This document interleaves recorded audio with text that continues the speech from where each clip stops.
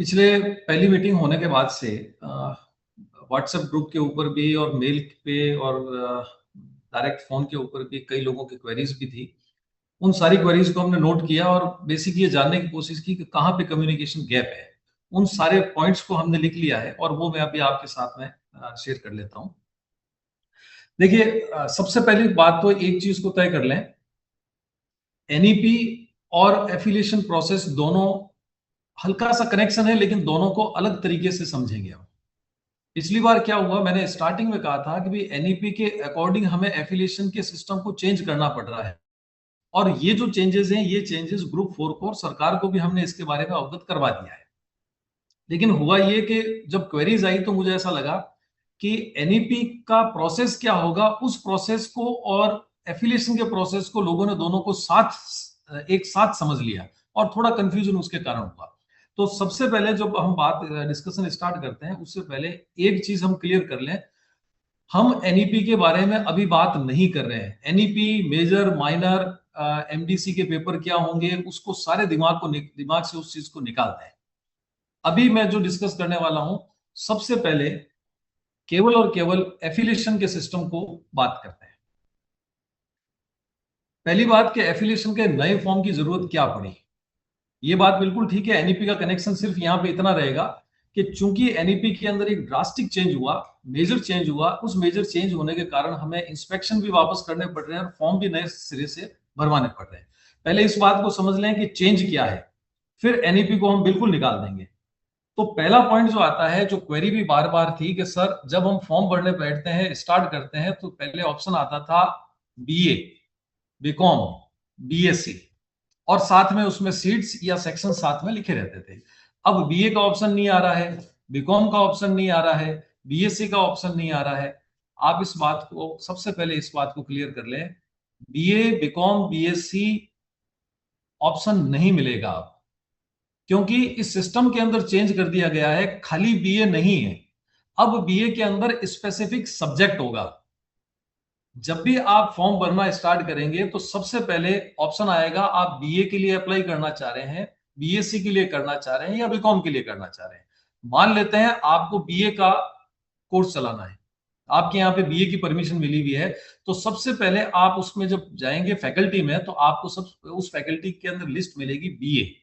BA को click करते ही आपको आगे मिलेंगे सब्जेक्ट। अब बीए वाले कौन से सब्जेक्ट में बीए चलानी है अपने?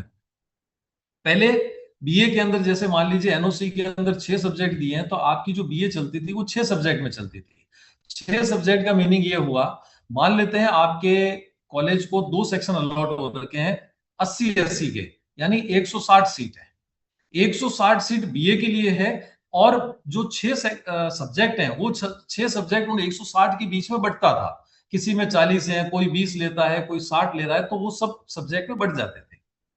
अब आप उस सीट को भूल जाएं। सबसे पहले हमको यह समझना है कि अब हमारे पास में सेक्शन है। हमें यह ध्यान रखना है कि बीए हमारा कोर्स चल रहा है और सेक्शन हमारे पास में 2 है। ये बात ध्यान में आ गई। अब ये देखना है कि बीए मुझे किस सब्जेक्ट में चलाना है और मैक्सिमम कितने सब्जेक्ट में हम चला सकते हैं। तो अगर आपके पास में 2 सेक्शन है, तो आप मैक्सिमम 2 सब्जेक्ट में बीए चला सकते हैं। अभी तक बीए 2 सेक्शन में चल रहे थे, अब बीए 2 सब्जेक्ट में चलेंगे। जितने सेक्शन है उतने ही सब्जेक्ट हो सकते हैं मैक्सिमम। मान लेते हैं कि आपने पहला चूज किया बीए इन हिस्ट्री, तो पहला सेक्शन यानी 80 का जो सेक्शन है वो बीए इन हिस्ट्री चलेगा।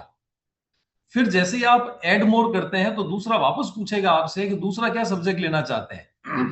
तो सेकंड सेक्शन के लिए आप वापस चूज करेंगे, मान लीजिए आपने पॉलिटिकल साइंस में लेना चाहते हैं, तो ऐड मोर करके उसमें बीए इन पॉलिटिकल साइंस, सेक्शन कितने के 1। अब आपने क्या किया कि जो पहले 6 सब्जेक्ट में बीए चल रही थी, अब हमने स्पेसिफिकली अप्लाई कर दिया कि मैं एक तो बीए चलाऊंगा एक सेक्शन हिस्ट्री में और दूसरा सेक्शन चलाऊंगा बीए इन पॉलिटिकल साइंस। ये 2। अब बात आती है कि मेजर, माइनर। माइनर को भूल जाए। मेजर का मतलब यह हुआ कि बीए किस सब्जेक्ट में डिग्री दी जा रही है। जैसे बीए इन पॉलिटिकल साइंस, पहला एक मेजर है वो पॉलिटिकल साइंस। दूसरा सेक्शन आपने लिया बीए इन हिस्ट्री, तो वो भी मेजर है और एक एक सेक्शन दोनों के लिए मिल गया। अब आपके पास में एनओसी मिली हुई है 7 सब्जेक्ट में, आप ये सोच रहे हैं कि मैं 7 सब्जेक्ट में बीए चला लेंगे। बिल्कुल चला सकते हो, लेकिन उसके लिए आपके सेक्शन हो जाएंगे टोटल 7। हर सब्जेक्ट में अगर आप अप्लाई करेंगे तो 7 सेक्शन हो जाएंगे और सेक्शन की फीस लगेगी। इसलिए अपने को सबसे पहले ये देखना है कि मेरे यहाँ पे जो 2 सेक्शन चल रहे हैं वो 2 सेक्शन कौन से सब्जेक्ट में चलेंगे। एनओसी में मान लीजिए 7 सेक्शन है, 7 सब्जेक्ट है, तो 7 में से ही कोई 2 होंगे, उसके अलावा कोई दूसरा नहीं हो सकता है। ये बात पहली बात हो गई जो हमारे पास में क्वेरी थी कि बीए बीकॉम बीएससी क्यों लिखा नहीं आ रहा है। इसीलिए लिखा हुआ नहीं आ रहा है क्योंकि बीए बीकॉम बीएससी सारे सब्जेक्ट वाली बंद हो गई, स्पेसिफिक सब्जेक्ट में ही चलेगी। क्वेश्चंस लास्ट में लें या अभी इस जो आपने एक्सप्लेन किया इस पे क्वेश्चंस ले लें? क्वेश्चन ले ले, मुझे लगता है सबसे ज्यादा क्वेरी इसी पे है, इसी पे क्वेश्चन ले लेते हैं। तो आप में से अगर किसी को भी समझ में नहीं आया है या आप चाह रहे हैं कि कोई एक और पर्टिकुलर चीज है जिसको सर और ज्यादा एम्फेसाइज करें, मनोरमा मैम आपको कुछ कहना है? सतीश जी सैमसंग SM8315F को अनम्यूट कर दीजिए। सैमसंग SM और भी कोई है तो अपना हैंड रेज करिए। जी जी नमस्कार सर। नमस्ते। राशि ma'am thank you so much.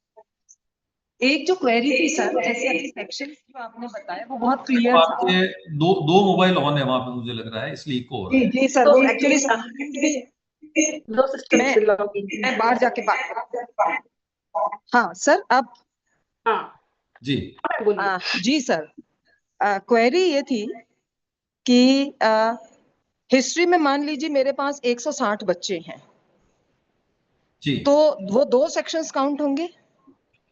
Madam पहले अपन इसको समझें कि हिस्ट्री में कितने हैं। नहीं, आपके बीए में टोटल कितने सेक्शंस आपको अलाउड हैं ये बताइए।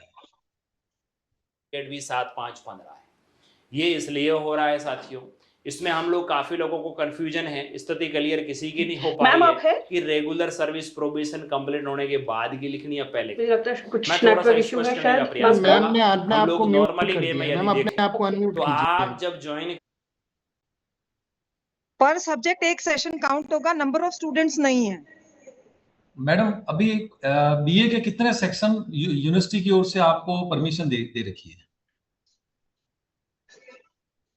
मैम सब्जेक्ट्स तो आपके पास 13 है, लेकिन सेक्शंस की परमिशन कितने हमको सेक्शंस? अभी 7 सेक्शंस मिले हुए आर्ट्स में। ठीक है 7 सेक्शंस हो गए, ठीक है। अब मैडम ऐसा है, जो 7 सेक्शंस है ना, अब आपके ऊपर है कि आप, अच्छा एनओसी कितने सब्जेक्ट में आपको?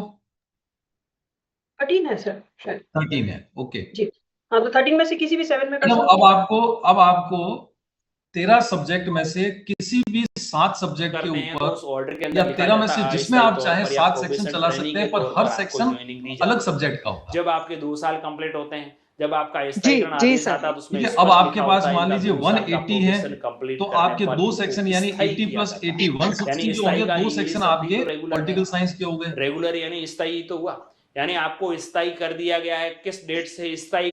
हाँ सर आप तो बोलिए मैम, मुझे लगता है जैसे अब ये कॉलेज डिपेंड करता है कि वो चाहे तो 60 बच्चे बच सकते हैं या ज्यादा बच सकते हैं। सतीश जी सर एक रिक्वेस्ट थी, हमारे जैसे आर्ट्स में टोटल 13 सब्जेक्ट अप्रूव्ड हैं जी, ठीक है। तो अब जैसे हिस्ट्री का अगर हम लेते हैं उसमें 80 बच्चे हैं जी, तो 80 बच्चे से स्ट्रेंथ इंक्रीज हो जाएगी एक सेक्शन में, या फिर हमें ज्यादा जो है एक सब्जेक्ट को जहां स्ट्रेंथ ज्यादा है वहां सेक्शंस हमें ज्यादा मांगने पड़ेंगे? देखिए मैडम सुनिए, 13 सब्जेक्ट में एनओसी मिली है और 7 सब्जेक्ट में आपको यूनिवर्सिटी की ओर से 7 सेक्शन अलॉट है। अब बात को समझिएगा, आप चाहे तो सातों के सातों सेक्शन है वो एक सब्जेक्ट चला सकते हैं, आप चाहो तो 6 चला सकते हो, ये आप पे डिपेंड करता है। एक सब्जेक्ट होगा, आप 2 चलाओ 3 चलाओ, जैसी आपकी डिमांड होती है उसके अकॉर्डिंग आप सेक्शंस अलॉट कर सकते हैं। हिस्ट्री की डिमांड ज्यादा है, आप 2 ले सकते हैं, 3 ले सकते हैं, 4 ले सकते हैं, जैसी डिमांड है वैसा आप सब्जेक्ट अप्लाई कर सकते हैं। मैम आपको क्लियरिटी हुई? सर माइनर का क्या रहेगा ये भी बता दें। ना माइनर बात करते हैं अभी और कंफ्यूज हो जी जी सर जी, thank you so much sir, thank you sir. We move on to next. Government Girls College Pali. Government girls college Pali, okay. Sorry Satish ji मैंने बोल दिया। Good morning sir, good afternoon sir. Very नमस्कार sir. नमस्कार sir, पिछली meeting में भी मैंने ये बात की थी और अभी भी कह रहा हूँ कि सर हमें government authority section student wise मिली है, सब्जेक्ट वाइज नहीं मिली सर। और यूनिवर्सिटी कैसे कर, हम मेरी बात सुनिए सर पहले, हम लोग कैसे करें? क्या हम सब्जेक्ट बंद कर दें? फिर हमारा सब्जेक्ट बंद होने का मतलब है हमारी पोस्ट टूटनी। हम किस आदमी को मना कर सकेंगे? गवर्नमेंट आदमी बैठा है सर यहाँ पे, कोई प्राइवेट वाला नहीं है कि हम मना कर देंगे तो कल समझ आएगा भी। हम कैसे करेंगे सर? हमें राजस्थान सरकार परमिशन दे रही है, आप या तो सरकार से हमने परमिशन दिलाइए कि भाई हमने ये कर दिया है।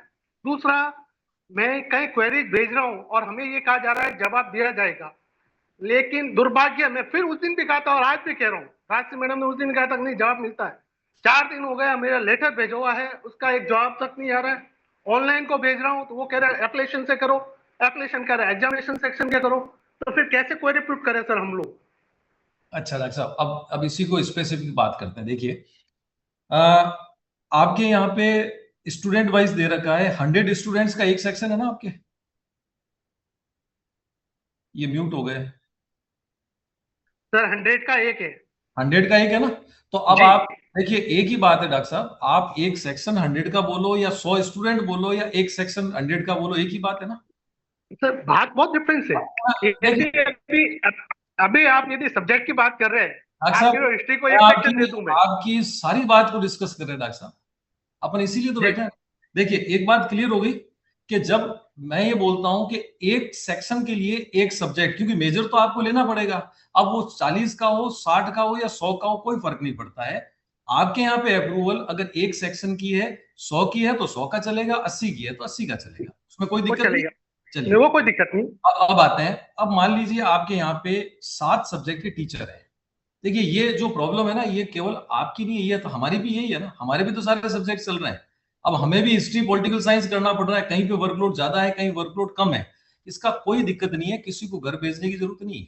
आप देखिए, समझिएगा क्या होगा कि मान लेते हैं कि 7 सब्जेक्ट हैं और 7 ही सेक्शन, 700 की स्ट्रेंथ आपको दे रखी है कि 700 बीए के अंदर आप एडमिशन ले सकते हैं, ठीक है?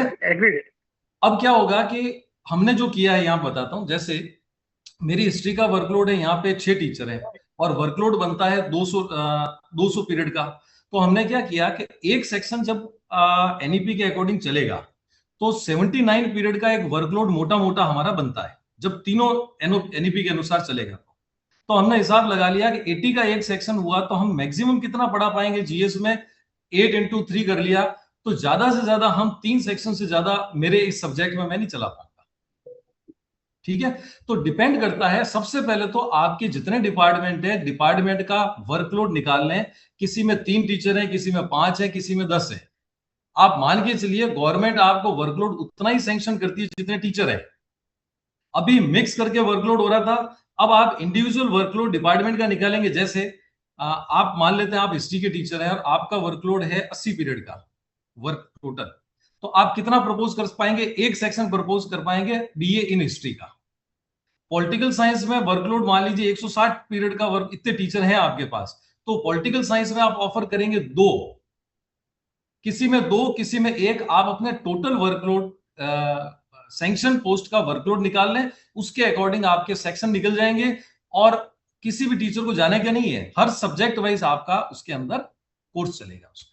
और सर माइनर भी तो है सर, मैं बताता हूं सर।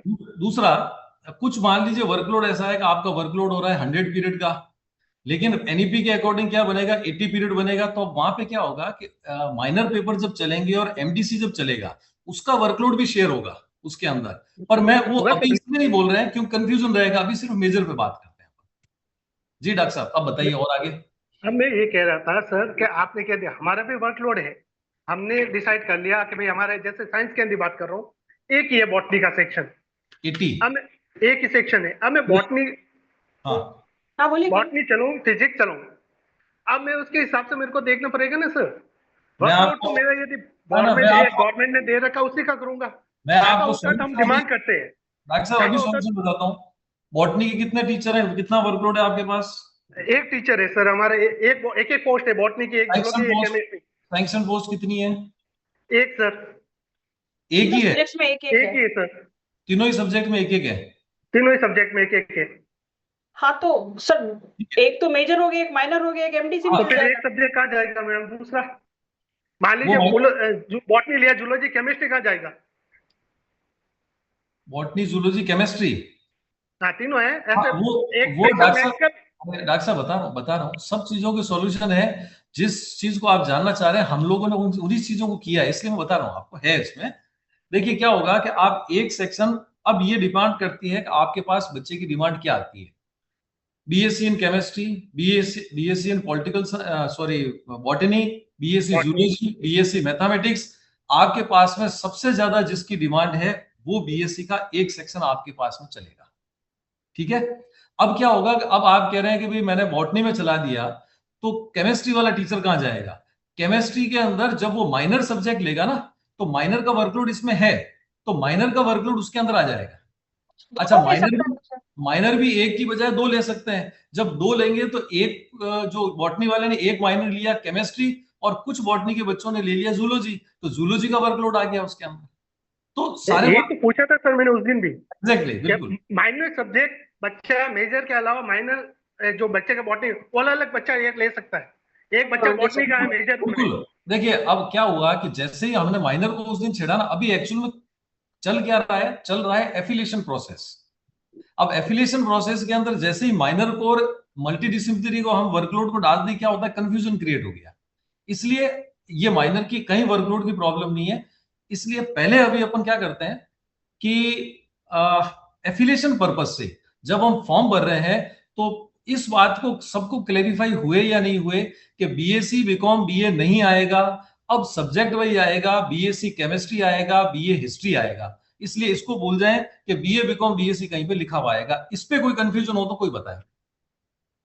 इस पे कोई कंफ्यूजन नहीं सर, वो तो क्रिएट कर लेंगे, वो कोई है ही नहीं सर।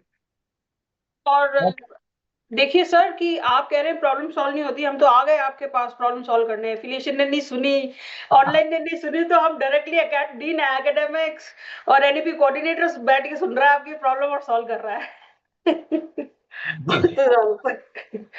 चलिए नेक्स्ट, जसवंत सिंह जी। जसवंत सिंह जी।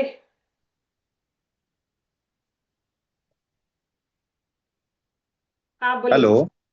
जी हाँ नमस्कार। सर नमस्कार। सबसे पहले तो नई शिक्षा नीति के अनुरूप देश के कई बड़े विश्वविद्यालयों के अनुरूप हमारा विश्वविद्यालय भी माइनर मेजर सब्जेक्ट शुरू कर रहा है और ये व्यवस्था शुरू की है, इसके लिए बहुत बहुत बधाई। सर सबसे बड़ी समस्या जो है प्राइवेट कॉलेजेस के लिए ये रहेगी कि आज अगर मेरे यहाँ बच्चे जो एडमिशन लेने इस सेशन में आ रहे हैं उसके अंदर हिस्ट्री के प्रति बच्चों का रुझान ज्यादा है। अगली बार अगले सेशन में अगर बच्चे आए वो कहें सर नहीं हमें तो इंग्लिश लिटरेचर लेना है, उससे अगले सेशन में बच्चों का रुझान अगर पॉलिटिकल साइंस में या ज्योग्राफी में होगा, तो ये तो सर फिर एक फिक्स फ्रेम हो जाएगा कि हरि दयालु कौशल महाविद्यालय के अंदर केवल हिस्ट्री, पॉलिटिकल और ज्योग्राफी ये तीन मेजर सब्जेक्ट ही मिल पाएंगे। माइनर सब्जेक्ट एक या दो या तीन ले सकते हैं। अब ये तो हुई मुख्य बात। सर हमारी कॉलेजेस के लिए सबसे बड़ी दिक्कत ये आएगी कि सर जितने मेजर सब्जेक्ट लेंगे उतने सेक्शन बनेंगे, उतने सेक्शन बनेंगे तो पर सेक्शन फीस देनी होगी। गवर्नमेंट कॉलेजेस के लिए ये समस्या नहीं है, लेकिन प्राइवेट कॉलेजेस के लिए सबसे बड़ी फंड की समस्या है। अब जैसे मुझे अंग्रेजी भी रखनी है यहाँ, लेकिन अंग्रेजी में 80 बच्चे नहीं मिलेंगे, केवल 10 बच्चे ही मिलेंगे, उनको अंग्रेजी 10 विषय लेने हैं। अगर मेरी कॉलेज में मैं वो सब्जेक्ट लूंगा तो मुझे एक सेक्शन की फीस जमा करवानी पड़ेगी, और एक सेक्शन की फीस नहीं जमा करवाता हूं वो बच्चा किसी दूसरी कॉलेज की तलाश करेगा। और ऐसी स्थितियां कमोबेश पूरे जोधपुर यूनिवर्सिटी के संभाग भर की होने वाली है। उससे हमारी यूनिवर्सिटी के बच्चे टूट करके फिर ऐसी दूसरी यूनिवर्सिटी में जाएंगे जहां ये फ्लेक्सिबल रूल है, जहां बच्चे के लिए इस प्रकार की बाध्यताएं नहीं है। और रही बात, मेरा एक अर्ज है सर, अगर ये विश्वविद्यालय स्तर पर इसको सॉल्व आउट किया जाए कि ये जो नई शिक्षा नीति में मेजर और माइनर सब्जेक्ट की बात है, ये बिल्कुल हम मानते हैं, लेकिन मेजर सब्जेक्ट को जो है वो सेक्शन में कन्वर्ट करना, ये केवल हमारी यूनिवर्सिटी का डिसीजन है। इसको अगर यथावत रखा जाता तो हम पर बड़ी कृपा होगी। सर, ये बात बिल्कुल ठीक है। सबसे बड़ी जो समस्या है ये डॉक्टर साहब सिर्फ आपके यहाँ पे नहीं है, ये हमारी फैकल्टीज में भी है, डिपार्टमेंट्स में है। Yes sir. आपको क्या लगता है कि यहाँ पे हमारे जो सेक्शंस, मान लीजिए कई छोटे सब्जेक्ट हैं जैसे संस्कृत है, साइकोलॉजी है, फिलॉसफी है ना, ऐसे कुछ सब्जेक्ट्स हैं जो अब वहां पे हम ये देखें कि 4 सेक्शन चला पाएंगे, ये हमारे लिए भी जी संभव सर। है ना, ये हमारे लिए भी संभव नहीं होगा। किसी की डिमांड ज्यादा है, किसी की डिमांड कम है, ये हम जानते हैं। और आप इस चीज को मान के चलिए, सरकार भी जैसा हमको एश्योर किया है सरकार ने कि आने वाले टाइम में जैसे जैसे आपकी डिग्री 3 साल में डिग्री लेके बच्चे स्पेसिफिक फील्ड में जाएंगे, सर्विसेज में भी इसी तरीके की डिमांड वहां पे आने लग जाएगी। ज्योग्राफी के जो जी सर। फील्ड है वहां पे सीधा वो कहेंगे कि बीए इन ज्योग्राफी या बीएससी इन ज्योग्राफी जो करके आएगा, उसी को यहाँ पे जी। हम लोग उसको डिजायरेबल के अंदर वो रहेंगे हमारे, ये आना है, इसलिए हमें यस शिफ्ट सर। होना ही है, मान के चले। जी पिछली सर। बार ये मैडम ने मुद्दा उठाया था कि सर अगर अपन माइनर के भी सेक्शंस होंगे, बिल्कुल माइनर के भी सेक्शंस थे। अब हमने उसको कैलकुलेट जी। किया, मेजर के भी हम फीस सेक्शन वाइज फीस लें और माइनर की भी सेक्शन वाइज फीस लें, तो मुझे लग रहा है जी कि सर। वो तकरीबन 4 गुना फीस बढ़ जाती है या 5 गुना फीस बढ़ जाती है। तो इसलिए हमने yes sir. Honourable vice chancellor sir से भी बात की और हम लोगों ने मिल बैठ के बात की, उसके अंदर ये कर दिया कि माइनर के सेक्शंस की फीस हम नहीं चार्ज करेंगे, उसको हमने टोटल फ्री कर दिया है। यानी यस सर। अगर आपके 2 सब्जेक्ट हैं, 2 सेक्शन में आपने 2 कोर्स चला दिए और आपको परमिशन 7 सब्जेक्ट की एनओसी के अंदर, तो 7 ही सब्जेक्ट में आप माइनर चला सकते हैं।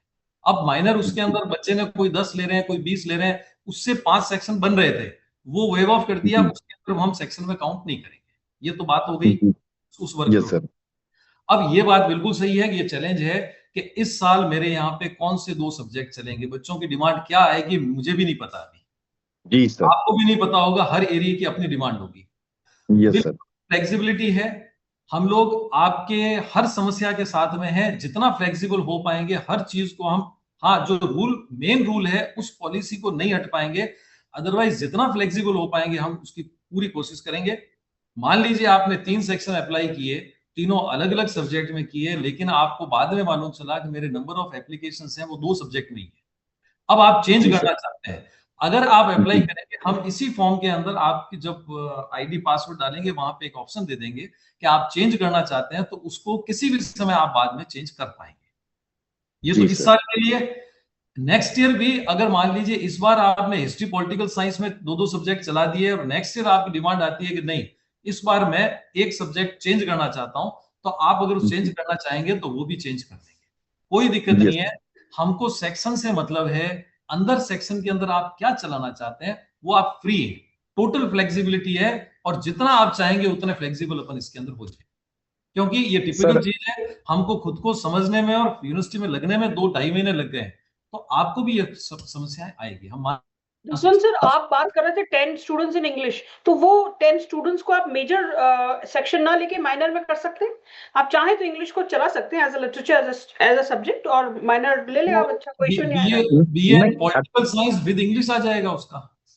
नहीं एक्चुअली सर, जैसे बच्चा ये मांग करे कि मुझे मेजर सब्जेक्ट इंग्लिश लेते हुए जो है वो करना है, तब फिर जो है वो दिक्कत आएगी, मैं उसकी बात कर रहा ये तो लिमिटेशन सेक्शन अपनी है, था। सेक्शन तो सेक्शन ही रहेगा, सेक्शन की लिमिट तो है, मेजर जी। की सेक्शन की बस लिमिट तो ये है, माइनर की नहीं है। एक यही चीज है जिससे हम डाइवर्ट नहीं हो सकते, अदरवाइज जितना फ्लेक्सिबल आप जैसा चाहते हैं, देखिए सर माइनर वाले सारे सेक्शन हटा दिए। हम तो अर्ज ये कर रहे थे कि ये नई शिक्षा नीति में मेजर माइनर सब्जेक्ट तो है, लेकिन इसको सेक्शन में कन्वर्ट करना ये हमारी इसके बिना यूनिवर्सिटी का डिसीजन है। हो नहीं सकता इसके, okay okay sir, thank you system sir. Develop करना पड़ेगा ना जसवंत जी, अदरवाइज होगा कैसे। पॉसिबल जी जी जी जी, थैंक यू मैम।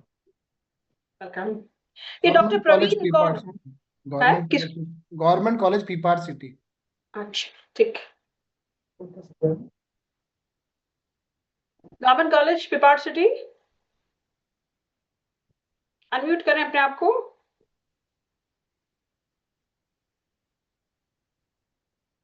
ये डॉक्टर प्रवीण है कोई, चैट बॉक्स में वो कह रहे हैं कि please allow me to speak, तो आप उनको कर दीजिए। हेलो, हाँ बोलिए।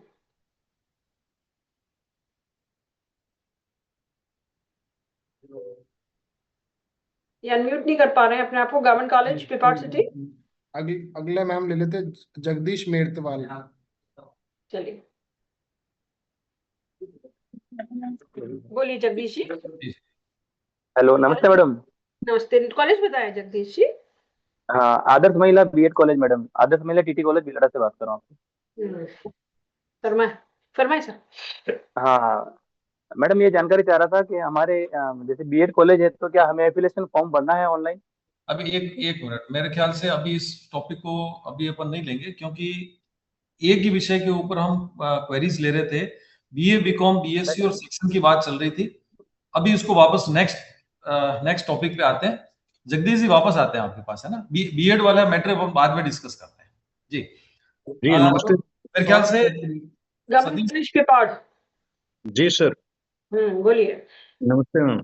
नमस्ते तो सर। मैं कह रहा था कि जैसे एनईपी में एक तरफ कह रहे हैं कि बच्चा अपने अनुसार सब्जेक्ट पढ़ेगा, और अपन एक तरफ जैसे मान लो madam government college Pipar city में 200 सीट है, तो 200 सीट के हिसाब से इसमें 2 सेक्शन हुए, तो सेक्शन में हिस्ट्री और पॉलिटिकल साइंस के बच्चे ज्यादा रहते हैं, तो 2 सेक्शन ये हो गए, बीए इन हिस्ट्री और बीए इन पॉलिटिकल साइंस। अब यदि बच्चा चाहेगा कि हमें मुझे तो बीए इन हिंदी करना है, तो फिर क्या करेंगे? पहला। दूसरा, अभी जैसे सर ने बताया था कि भी आगे इस तरह से प्रपोजल आने वाला है कि जब भी आप किसी भी कैरियर में आगे जाएंगे तो वहां आएगा कि बीए इन ज्योग्राफी वाले आओ, उनको लेंगे। तो जब बीए इन ज्योग्राफी बच्चा है ही नहीं तो वो कैसे जाएगा आगे?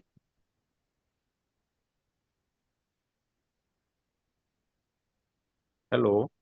हाँ हाँ, आपकी बात समझ में आ गई सर। आप अप्लाई। और दूसरा ये है मैम कि जैसे यूनिवर्सिटी एफिलिएशन फीस लेती है 850 रुपये पर स्टूडेंट के हिसाब से लेती थी अभी तक, और सेक्शन है वो सरकार द्वारा हमें भी नहीं दिए गए हैं। सेक्शन 200 सीट दी हुई है। अब जितने सब्जेक्ट आते हैं, जैसे हर सब्जेक्ट का एक सेक्शन हमारे यहाँ होता है, जैसे सोशियोलॉजी है, ज्योग्राफी है, संस्कृत है, इंग्लिश लिटरेचर है, इसमें बच्चे कम हैं।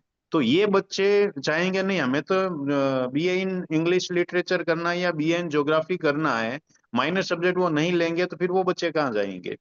तो या तो इसमें जितने स्ट्रेंथ हो रही है उसके अनुसार एफिलिएशन फीस ली जाए, सेक्शन के अनुसार नहीं ली जाए, और सभी सब्जेक्ट जितने भी कोर्स संचालित हैं उन सभी को मेजर बनाया जाए। उसमें से बच्चा कोई एक मेजर सब्जेक्ट ले लेगा, बाकी जो इच्छा वो माइनर ले लेगा।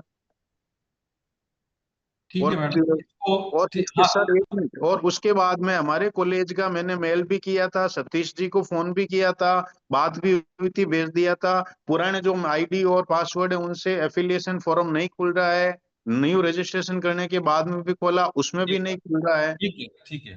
डॉक्टर साहब बात समझ में आ गई। मुझे लगता है कई सारे पॉइंट और हैं। अभी एक बार जो हम सेक्शन के ऊपर थे, आपकी बात बिल्कुल ठीक है कि जैसे 200 सीट दी है तो उसके अंदर ये किया जा सकता है कि भाई आप 40 है, स्ट्रेंथ के अकॉर्डिंग अपन फीस उसको चार्ज कर सकते हैं। मैडम इसको नोट करें। अपन ग्रुप 4 के साथ बात करके ये किया जा सकता है कि 200 सीट को सेक्शंस वहां पे कितने बनाते हैं, 60 के या 40 के, वहां से सेक्शंस बन जाए तो मेरे ख्याल से इनकी समस्याएं वो मिट सकती हैं। तो आप बात नोट हुई थी करें। उसमें यही था कि कॉलेज से कम्युनिकेट करके वो सब्जेक्ट्स को देंगे, है ना, कि कौन सा सब्जेक्ट आपके यहाँ ज्यादा चल रहा है उस हिसाब से। तो खैर ठीक है, मैं नोट भी कर लेती हूँ सर। फिलहाल के लिए तो ये मान के चलें कि हर जगह को, हर कॉलेज को अपने मेजर सब्जेक्ट चूज करने होंगे।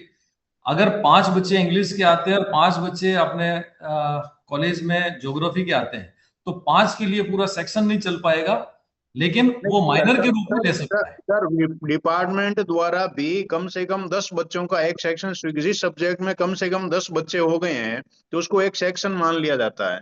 ये तो आपके पुरानी 15 बच्चे हो गए या 20 बच्चे हो गए हैं, तो 20 बच्चे वो उस सब्जेक्ट में करना चाहेंगे, फिर वो कहाँ जाएंगे? वो क्या नहीं हमें तो मेजर ही लेना है, फिर वो एडमिशन ही नहीं लेंगे।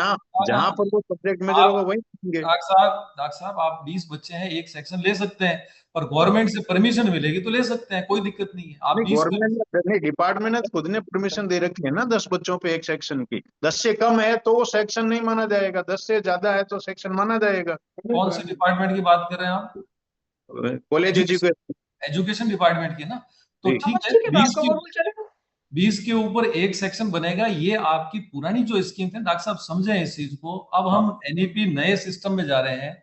नए सिस्टम में आप सेक्शन 20 का बनेगा, 20 का, 40 का, 60 का बनेगा, लेकिन सेक्शन वाइज फीस होगी। मैं अभी फिर वापस कह रहा हूं, हम एनईपी को डिस्कस न करें अभी, सिर्फ एडमिशन के लिए फॉर्म जो भरा जा रहा है वहीं तक रहे। एनईपी का डिस्कशन बाद में करेंगे अलग से। नहीं सर, डिस्कस तो ये है ना, भी मेजर सब्जेक्ट जैसे 2 ज्यादा चल रहे उन्हीं को मेजर चूज करना। सेक्शन तो 2 ही हो गए ना, फिर बाकी सब्जेक्ट का तो समस्या क्या है। एक काम फीस बात ही नहीं है ना, एफिलिएशन फीस है वो सेक्शन के अनुसार ना लेकर के स्टूडेंट की संख्या के अनुसार ले ली जाए। ये आपकी बात को नोट कर लिया। आज ही हम वहां पे डिपार्टमेंट से बात करके, और मैडम एक गवर्नमेंट कॉलेज का एक अलग से मीटिंग अपन अरेंज करें, जिसमें क्योंकि स्पेसिफिक कुछ प्रॉब्लम्स अलग से हैं, उसको अपन एड्रेस करेंगे। आज ही बात करके वापस बात करते हैं। गवर्नमेंट कॉलेज पिपाड़ सिटी जो आपका इशू है वो बिल्कुल समझ में आ चुका है, और अगर ऐसा कोई रूल्स है कि 20 पर भी एक सेक्शन बन सकता है तो फिर है ना, हमें तो कोई प्रॉब्लम ही नहीं। आप 10 पे चलाइए, 20 पे चलाइए, 30 पे चलाइए, अगर आपको सैंक्शन मिली हुई है तो हमें कोई इशू नहीं। हमें तो आपको सैंक्शन वाइज फीस देनी होगी, दैट्स इट, है ना। सो वो मेजर सब्जेक्ट तो सारे ही रखने पड़ेंगे ना फिर। आप आप लिखा है डॉक्टर साहब, वही तो कह रहे हैं। आप 6 रखो, 13 रखो, 15, कुछ जितने रखो उतने रखो। सेक्शन वाइज फीस है बस, बाकी कोई दिक्कत नहीं। हमें कोई इशू नहीं है। आपकी टीचर्स हैं, आपके बच्चे हैं, आपका पैसा है, रखिए आप। मैडम नेक्स्ट प्रॉब्लम जो थी उसको एड्रेस कर लेते हैं, क्योंकि मेजर जो बात थी फर्स्ट पॉइंट के ऊपर तो हो गया। दूसरा एक जो ज्यादा क्वेरी आई थी वो थे कुछ क्लोजिंग कॉलेजेस हैं जो क्लोजर हो रहा है इस बार, जैसे सेकेंडरी या थर्ड ईयर ही है, फर्स्ट ईयर के एडमिशन नहीं ले रहे हैं, सिर्फ थर्ड ईयर के कुछ बच्चे हैं या सेकेंड ईयर के बच्चे हैं। तो वो ये कह रहे हैं कि हम एक्सटेंशन के लिए जो फॉर्म भरेंगे तो वो कैसे भर पाएंगे। तो जो कॉलेज बंद हो चुके हैं और सिर्फ सेकेंड ईयर थर्ड ईयर चलेगा या सिर्फ थर्ड ईयर चलेगा, उसको इस सिस्टम में आने की जरूरत नहीं है। वो जो पुराना पैटर्न था उसी पैटर्न के अनुसार अपनी फीस डायरेक्ट वो भर सकते हैं। ठीक है, इसके लिए अर्जुन सिंह जी से आप अगर मिलेंगे, उनसे बात करेंगे तो उसके ऊपर वो आगे आपको गाइड कर देंगे। वो सेम पैटर्न है, उसको वापस री रजिस्ट्रेशन करने की आवश्यकता नहीं है। दूसरा, तीसरा एक इश्यू ये आ रहा था कि यूजर आईडी और पासवर्ड जो आप लगा रहे हैं वो उसके अंदर लग नहीं रहे हैं। इस टाइप की समस्या भी आ रही है। सतीश जी से मेरी बात हुई थी तो उन्होंने एक चीज बताई कि अभी कुछ कॉलेजेस ऐसे हैं जो 2021-22 या 22-23 तक तो ऑनलाइन रजिस्ट्रेशन चल रहा था, लेकिन बीच में 1 या 2 साल का ऐसा गैप आया जिसके अंदर एफिलिएशन के कोई फॉर्म भरे नहीं गए। हमारे पास में जो यूजर आईडी है वो एग्जामिनेशन फॉर्म भरने की और मार्क्स अपलोड वगैरह करने की वो यूजर आईडी पासवर्ड है, वो एग्जाम से इश्यू हुए। यहाँ पे हम जो एफिलिएशन की बात कर रहे हैं, यहाँ पे हमारे पास में उसका डेटा नहीं है। इसलिए ऐसे कॉलेजेस जिनका ऑनलाइन पहले फॉर्म नहीं भरा गया है और बीच में गैप आ चुका है या नए बने हैं पिछले 2 सालों में, उन सबको न्यू रजिस्ट्रेशन के अंदर जाना पड़ेगा। न्यू रजिस्ट्रेशन जैसे ही करेंगे तो उनकी यूजर आईडी पासवर्ड वहां पे जनरेट हो जाएगी और उसके बाद में वो अपना सारा जो डेटा है वो आगे उसके अंदर फिलअप कर पाएंगे। तीसरा एक इश्यू आया था गवर्नमेंट कॉलेजेस की ओर से, ये पूछा जा रहा था कि हमारे यहाँ से जो पेमेंट होता है वो पे मैनेजर के थ्रू होता है, ऑनलाइन पेमेंट की व्यवस्था नहीं है, डेबिट कार्ड या क्रेडिट कार्ड की व्यवस्था नहीं है। तो उसके लिए सतीश जी ने मेरे ख्याल से व्यवस्था स्टार्ट उन्होंने कल जैसा बताया था, उसमें उन्होंने कर दिया कि आप अगर जैसे ही पे मैनेजर के लिंक को उस पर डालेंगे तो जितनी फीस है उस फीस की अगर मैपिंग हो जाती है तो उसकी रसीद एग्जैक्ट वहां से जनरेट हो जाएगी, फिर बाद में हम उसको टैली कर लेंगे। इस बारे में सतीश जी आपको वापस थोड़ा सा और डिटेल में बताएंगे। मेरे ख्याल से मेरी ओर से जो चीजें थी मैं एक बार बता चुका हूं। मैडम आप और सतीश जी एक बार थोड़ा सा कुछ प्रोसेस में चेंज है तो वो बता दें और फिर वापस आप क्वेश्चंस क्वेरीज ले सकते हैं। नहीं, अगर आपका एफिलिएशन के सिस्टम में को जब आप कर रहे हैं और उसमें अगर आपको कोई प्रॉब्लम आ रहा है तो वो आप बताएंगे तो सतीश जी हमारे साथ हैं, वो आपको ऑनलाइन भी बता देंगे कि एफिलिएशन का प्रोसेस जब आप कर रहे हैं तो क्या उसमें कोई प्रॉब्लम आ रहा है। उसके बाद काफी सारे क्वेश्चंस हैं सर चैट बॉक्स में, अगर आप देखेंगे तो जब तक सतीश जी बताते हैं तब तक आप एक बार चैट बॉक्स पे नजर डाल लें, तो अगर कोई ऐसी क्वेरी लग रही है तो हम उसको एक बार आंसर कर देंगे। और है ना, तो आप एफिलिएशन का फॉर्म जब आप ऑनलाइन फिल कर रहे हैं तो यहाँ पे जितने भी पार्टिसिपेंट्स अराउंड अबाउट 200 जितने भी 189 जो हैं प्रेजेंट हैं, उनमें से क्या किसी को कुछ प्रॉब्लम आ रहा है? मैम इसमें जो सर ने दो चीजें अभी बताई है सभी लोगों को, जो दो चीजें ऐड की है हम लोगों ने। एक तो जो मेजरली प्रॉब्लम आ रही है कि जो यूजर आईडी पासवर्ड से नहीं ओपन हो रहा है, तो सबसे पहले कॉलेजेस अपना यूजर आईडी पासवर्ड लगाने के बाद में एक नीचे चेकबॉक्स का बटन है, उस चेकबॉक्स के बटन को जब टिक करेंगे तभी वो लॉग इन कर पाएंगे। अगर जैसे आपका फिलहाल सिटी के जो प्रिंसिपल जी जो भी बिल्कुल। सर थे, उन्होंने जी ये जी कहा कि री रजिस्ट्रेशन के बाद भी नहीं हो पा रहा। नहीं, मैं बता देता हूँ, वही मैं बता रहा हूँ। हम्म, अगर आप उस यूजर आईडी और पासवर्ड से लॉगिन करते हैं, तब अगर आप लॉगिन नहीं हो रहा है, तो जैसा अशोका सर ने बताया है कि पिछले 2 सालों में हम लोगों ने ये ऑनलाइन फॉर्म भरा नहीं है, तो 2 या 3 सालों का जो भी डेटा है वो हम लोगों के पास नहीं है, तो उन कॉलेजेस को नया रजिस्ट्रेशन करना होगा। न्यू रजिस्ट्रेशन का बटन है जस्ट लॉगिन के नीचे ही, न्यू रजिस्ट्रेशन। जैसे ही आप न्यू रजिस्ट्रेशन पे क्लिक करेंगे, तो आप नया, आपको पूरी डिटेल भरने के बाद नया रजिस्ट्रेशन करना है, और जैसे ही आप फर्स्ट पेज भरेंगे, तो आपको एक यूजर आईडी और पासवर्ड जनरेट हो जाएगा, और वो यूजर आईडी और पासवर्ड आप फ्यूचर जो भी फीस या जो भी पेमेंट करेंगे वो सब उसी के थ्रू करना है। दूसरा पॉइंट नंबर 2 सर ने बताया गवर्नमेंट कॉलेजेस के लिए। अभी तक हम लोगों के पास ऑप्शन आ रहा था ऑनलाइन पेमेंट के लिए, जो कि डेबिट कार्ड, क्रेडिट कार्ड और नेट बैंकिंग और यूपीआई, इस तरीके के ऑप्शन आ रहे थे। तो गवर्नमेंट कॉलेज से एक क्वेरी थी कि जो भी वो लोग पेमेंट कर रहे हैं वो पे मैनेजर के थ्रू कर रहे हैं, तो हमने एक ऑप्शन उसमें डाला है पे मैनेजर का। ये केवल और केवल ये ऑप्शन गवर्नमेंट कॉलेजेस को ही दिखाई देगा, और जैसे ही वो पे मैनेजर पे क्लिक करेंगे, तो वो आपसे पे मैनेजर पर जो भी आपने पेमेंट करके एक्नॉलेजमेंट रिसिप्ट निकाली है उसको अपलोड करना है। आपको वहाँ पे अमाउंट डालना है, कितना अमाउंट है, और आपको डेट डालनी है कि आपने ट्रांजेक्शन कब किया है। जो भी आप अमाउंट वहां डाल रहे हैं, ये ध्यान रखिए जो हमारे द्वारा कैलकुलेट अमाउंट है उस अमाउंट के बराबर ही अमाउंट आना चाहिए। कम या ज्यादा होगा तो सिस्टम एक्सेप्ट करेगा नहीं। तो और जैसे ही आप उसको सबमिट करेंगे, तो पे मैनेजर से जो जिन लोगों ने पेमेंट किया है, आप लोगों को एक रिसिप्ट मिल जाएगी, और उसका वेरिफिकेशन जो है वो एफिलिएशन सेल द्वारा बाद में कर कर लिया जाएगा। इसके अलावा अगर किसी को कोई प्रॉब्लम हो तो बताएं सर।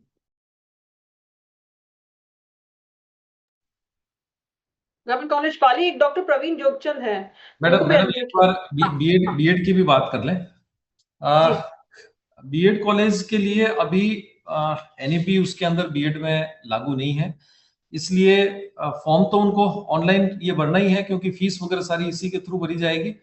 बीएड के अंदर बता दूं, उसके अंदर बाकी जो कॉलेजेस हैं उनकी फीस अभी केवल आपके एफिलिएशन की फीस और इंस्पेक्शन की फीस 1 लाख रुपए ही ली जा रही है। एक बार इंस्पेक्शन हो जाएगा, होने के बाद में आप कितने सेक्शन अप्लाई करते हैं, जैसे पहले 2 थे, अब आप 3 ले रहे हैं, 4 ले रहे हैं या कम कर रहे हैं, जितना आप अप्लाई करेंगे इंस्पेक्शन के बाद में वो बाकी वाली फीस उसके अंदर रिपोर्ट के बाद में उसको वो चार्ज होगी। लेकिन बीएड के चूंकि इसके अंदर इंस्पेक्शन कोई उसके अंदर कोई चेंजेस होना नहीं है, इसलिए सेक्शन फीस वगैरह जो पहले चल रही थी, पहले जो पुराने सिस्टम था उसी सिस्टम से फॉर्म अपने को नया भरना पड़ेगा, और न्यू नोटिफिकेशन के अकॉर्डिंग अपनी फीस उसके अंदर टोटल जनरेट होगी सेक्शन के साथ में। जो सर ये आज इवनिंग तक वो इम्प्लीमेंट हो जाएगा, जो बीएड कॉलेजेस का है, बीएड कॉलेजेस का इवनिंग तक हो जाएगा। ठीक है जी। जी अगला है सर मगरा पूछला से। जी हाँ सर। गवर्नमेंट कॉलेज मगरा पूछला। नमस्ते सुनील जी, डॉक्टर हरि सिंह राजपुरोहित जी नमस्कार डॉक्टर साहब। हाँ, मेरा ये कहना था कि गवर्नमेंट कॉलेजेस में आप जिस प्रकार से सेक्शन चाह रहे हैं उस प्रकार का निर्णय लेने का पावर प्रिंसिपल के पास में नहीं है। ये आपको ग्रुप 4 से बात करनी ही होगी जी, क्योंकि अभी जो है व्यवस्था चल रही है उस व्यवस्था के अंतर्गत उनको सेक्शन अलॉट किए गए हैं, और वो सेक्शन जो है 80 की संख्या के अनुसार अलॉट किए गए। किसी कॉलेज में 2 हैं, किसी में 5 हैं, किसी में 7 हैं। अब वहां पर सुविधा ये है कि बच्चा इस समय जो है जो भी सब्जेक्ट लेना चाहता है वो ले सकता है। अब जब हम प्रिंसिपल अपने स्तर पर जो है 2 सब्जेक्ट का चयन नहीं कर सकता, ये उसको पावर नहीं है। 7 सब्जेक्ट उसके पास में है, 11 सब्जेक्ट उसके पास में है, साइंस में उसके पास में 5 हैं, 6 है। अब 6 में से जो है सेक्शन जो है अगर एक ही चल रहा है तो वो ये तय नहीं कर सकता कि जो है वो फिजिक्स में चलाएगा, केमिस्ट्री में चलाएगा या मैथमेटिक्स में चलाएगा। ये तय करने का अधिकार प्रिंसिपल के पास में बिल्कुल नहीं है। ये राज्य सरकार के स्तर पर ही तय किया जाना है। इसलिए मेरा आपसे विनम्र अनुरोध रहेगा कि आप इसको नोट करें, ग्रुप 4 के साथ में बात करें और जो गवर्नमेंट कॉलेजेस के लोग हैं उनके साथ में अलग से बात करें, तभी जो है हो पाएगा। दूसरी बात, जैसे अभी जो सेक्शंस की स्थिति है उसमें ये है कि कुछ सब्जेक्ट्स जिनको जो है संख्या कम रहती है उनको न्यूनतम जो है 10 पर जो है सेक्शन चलाने की या विषय चलाने की अनुमति है, जैसे अंग्रेजी, उर्दू, संस्कृत, साइकोलॉजी वगैरह वगैरह। ऐसी स्थिति में अगर कोई बच्चा जो है, क्योंकि ये जो नेशनल एजुकेशन पॉलिसी है ये सभी लोगों के लिए बेनिफिशियल हो इस दृष्टि से लाई गई है। अगर 10 बच्चे पढ़ना चाहते हैं तो वो भी पढ़ पाए, और जिसमें 110 पढ़ना चाहते हैं वो भी पढ़ पाए, और जो 1000 बच्चे पढ़ना चाहते हैं किसी सब्जेक्ट को वो भी पढ़ पाए। इसमें जो है किसी भी प्रकार का डिस्क्रिमिनेशन जो है उन 10 बच्चों के साथ में नहीं किया जा सकता। तो ये बात को भी हमको ध्यान में रखना पड़ेगा कि अगर कुछ बच्चे जो 10 है, 15 है, संख्या में 20 है, लेकिन वो अगर अंग्रेजी जो है साहित्य पढ़ना चाहते हैं तो वी कांट जो है बार दें, हम उनको जो है डिबार नहीं कर सकते, हम उनको रोक नहीं सकते। आज की व्यवस्था में हम नहीं रोक रहे हैं, तो आगे की व्यवस्था में भी जो है अगर जो है एनईपी के कारण हमको रोकना पड़ेगा तो ये जो है it will be a big question mark on NEP, national education policy. तो हमको इसके बारे में भी सोचना ही चाहिए। तीसरी बात, हमने जो है अभी जो है सारी फीसेस जितनी जो है बढ़ाई उसमें जो है 2.5 गुना कर दिया, तो विश्वविद्यालय को बहुत बहुत बधाई है कि भाई इस प्रकार से जो है फीस बढ़ाने से जो है विश्वविद्यालय कुछ अच्छा जो है संचालित हो पाएगा और अच्छी सुविधाएं जो है एफिलिएटेड कॉलेजेस को मिल पाएगी। तो मैं सोचता हूं कि ये जो है एक अच्छा कदम आप लोगों ने उठाया है जिसका हम सभी को कम से कम स्वागत करना ही चाहिए। एक बात और, हमने जो है प्रति सेक्शन फी 3rd सेमेस्टर और 5th सेमेस्टर की बात कही, तो ये जो नहीं चलाना पाए चाहेंगे उन लोगों के लिए है या जिन्होंने जो है फीस दे दी एक बार उन लोगों के लिए भी है, इसको भी आप थोड़ा सा एक बार क्लियर करेंगे तो ज्यादा ठीक रहेगा। ये 3-4 बातें हैं, इसको आप नोट करें तो ज्यादा ठीक रहेगा। बहुत बहुत धन्यवाद डॉक्टर साहब, ये नोट हमने कर लिया और अभी मैडम से कहा भी है अपन इसके ऊपर चर्चा करेंगे। एक बात मुझे ठीक लग रही है, इस बातचीत से ये चीज निकल के आई कि भी सेक्शन वाइज ना करके अगर इसको स्टूडेंट वाइज भी अगर करें कि मिनिमम 20 स्टूडेंट्स होते हैं तो उसको एक सेक्शन चलाया जा सकता है और फीस आप सेक्शन की बजाय स्टूडेंट वाइज कर लें। तो देखिए बात अपना पर्पस ये है कि सिस्टम ठीक ठाक रूप से चले, कॉलेज भी को भी दिक्कत ना आए, यूनिवर्सिटी को भी दिक्कत नहीं आए और स्टूडेंट को भी सारी सुविधा मिल पाए। ये बात ठीक लगी। इसके ऊपर थोड़ा बैठकर हम लोग वापस विचार कर लेते हैं कि क्योंकि एक बार स्कीम पास हो रखी है, इस स्कीम के अंदर कुछ प्राइवेट कॉलेजेस के लिए, गवर्नमेंट कॉलेजेस के लिए क्या कुछ इसके ऊपर बातचीत हो सकती है, इसके अंदर कुछ लिबरल हो सकते हैं या रहेगा। उसके ऊपर बात करेंगे। दूसरा 31 मार्च 2026 जो है फॉर्म फिल करने की और फीस जमा करवाने की अंतिम तिथि रखी गई है। राज्य सरकार का अपना सिस्टम है कि आपको जो है बजट के लिए अप्लाई करना पड़ेगा, बजट मिलेगा और उसके बाद में जो है वो पे मैनेजर के थ्रू आपको पेमेंट कर पाएंगे। ये जो 12 दिन का जो है कार्यकाल या जो अवधि हमारे पास में बच रही है, इसमें जो है ये संभव नहीं होगा कि वो सारी प्रोसेस हो जाए, क्योंकि ये करना पड़ेगा कि जो है हम जितने सेक्शन या जितने सब्जेक्ट में सेक्शन चलाना चाहते हैं उसके लिए सरकार से हमको अनुमति लेनी पड़ेगी। प्रिंसिपल अपने स्तर पर ऐसा कुछ भी नहीं कर पाएगा। अगर जो है मगरा पुंजला कॉलेज में इस समय जो है आर्ट्स में 11 सब्जेक्ट है और हम ये चाहते हैं कि 11 के 11 सब्जेक्ट में हम अगर 15 स्टूडेंट हो, 20 स्टूडेंट हो तो हम उनको जो है मेजर सब्जेक्ट के रूप में फैसिलिटी अवेलेबल करवाएं, तो मुझको जो है 11 सेक्शन के लिए अप्लाई करना पड़ेगा इन आर्ट्स। अगर जो है साइंस में मेरे पास में 6 सब्जेक्ट है और हम चाहते हैं कि सभी जो है बच्चों के लिए जो है मेजर सब्जेक्ट पढ़ने की उनको अनुमति मिले, उनको सुविधा मिले, तो मुझको 6 सेक्शन के लिए वहां पर भी अप्लाई करने पड़ेगा। तो 11 और 6 हो गए 17। उसी प्रकार से आगे जो है हम कॉमर्स में जाते हैं और कॉमर्स ठीक है, डॉक्टर साहब बात समझ में आ गई आपको। तो मैं यूँ कह रहा हूँ कि 19 सेक्शन का पैसा देना सरकार के लिए भी एक बहुत बड़े जो है हजार्ड का विषय होगा। वो जो है दैट विल बी इम्पॉसिबल। वो बिल्कुल आप भी ठीक बात है।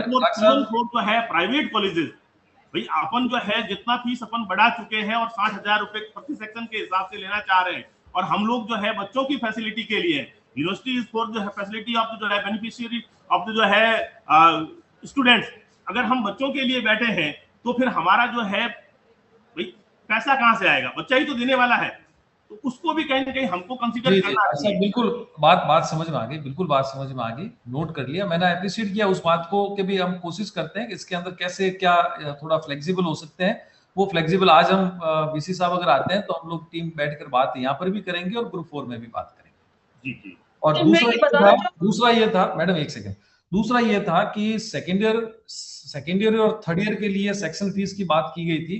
वो क्लोजर वाले कॉलेजेस नहीं, ये पहले भी फीस थी, पिछले मेरे ख्याल से 1 या 2 साल के अंदर ये फीस कोई विश्वविद्यालय लेवल के ऊपर कहीं कोई ऐसी बात हुई थी जिसके अंदर उन्होंने वेव ऑफ कर दिया था। अदरवाइज 2012 से जो रूल है उसके अंदर first year, second year, third year तीनों के लिए सेक्शन फीस हुआ करती थी। फर्स्ट ईयर की ज्यादा थी, सेकेंड ईयर थर्ड ईयर की कम हुआ करती थी। तो ये कोई नया सिस्टम नहीं है, पहले भी इस टाइप की चीजें पहले भी थी, ये उनके लिए भी है और बाकी के लिए भी। मैं कुछ बोल सकूं सर, 10 कॉलेज से इस संबंध में कॉलेजेस है उनके लिए ही है या जो रनिंग कॉलेजेस है उनके लिए भी है, मैं इतना सा स्पष्टीकरण रनिंग के लिए भी है ना। इसका मतलब ये हुआ कि जैसे जो है मेरे पास में 7 सेक्शन है, तो 8 मेरे फर्स्ट ईयर में है, 8 ही सेकंड ईयर में है और 8 ही थर्ड ईयर में है, तो 8 ये 2012 के जो पहले रूल्स चल रहे थे उन रूल्स में भी यही था पहले भी। आप अगर पुराना उठा के देखोगे ना, आज की स्थिति में जो है ये पिछले 1-2 साल कंटिन्यू हुआ था। ये हम लोग जो है सेक्शन वाइज जो फीस जमा करवा रहे हैं, वो सेक्शन जो फर्स्ट ईयर में होता है इन यूजी और जो प्रीवियस में होता है इन पीजी, उसकी फीस जो है एक सेक्शन की जमा कराते हैं। और वो सेक्शन जो है अगर यूजी का है तो वो 3 साल का, और जो है अगर पीजी का है तो वो 2 साल का है।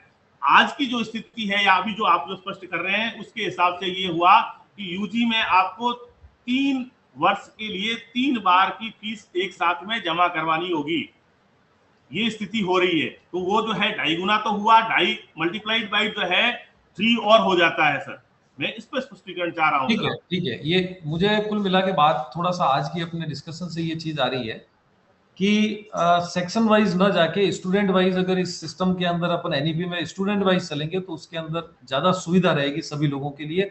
मोटा मुझे लग रहा है ये अगर इसके ऊपर कुछ डिसीजन होता है तो सबकी जो प्रॉब्लम है उसका सॉल्यूशन इससे आ सकता है। ठीक है डॉक्टर साहब, इसके ऊपर और थोड़ा सा सब जगह से जैसे मैंने लेटर बना करके तैयार किया हुआ सर, इस समय मैंने जो है सरकार को ये भेजना है कि मुझको कितना पैसा चाहिए। अभी जो है मेरे हिसाब से जो है 9,90,000 होता है। जैसे ही मैं सेक्शन वाइज देता हूँ वैसे ही 19 लाख और 40,000 हो जाएंगे। बिल्कुल हो जाएगा, बिल्कुल। अब मैं कितने पैसे के लिए जो उनसे डिमांड करूँ, ये मेरे लिए जो है क्वेश्चन हो गया। अभी फिलहाल ऐसा है, मैं बार कह रहा हूँ, अभी अपन सिर्फ फॉर्म भर रहे हैं और फॉर्म में भी 2 फीस ही ले रहे हैं।